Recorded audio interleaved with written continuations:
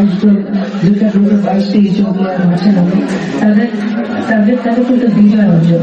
কিন্তু তারপর তাদের কাছে না করে, কিন্তু হার না করে বা মারামারি না করে কিভাবে একটা গোল করা যাবে সেই প্ল্যানটা তাদের থাকে।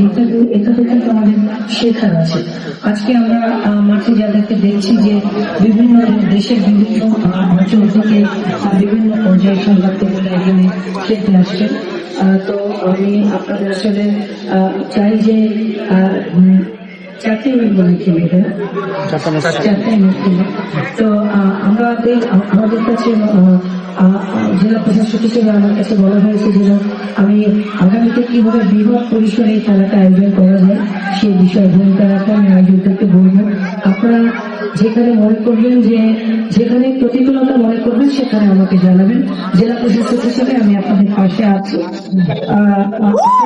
দেখেছি যে মাননীয় প্রধানমন্ত্রীর সাথে খেলাধুলার ব্যাপারে অত্যন্ত আগ্রহী। তিনি মাননীয় ক্রীড়া প্রতিমন্ত্রী আমাকে নিয়মিত ফোন করে বলেন যে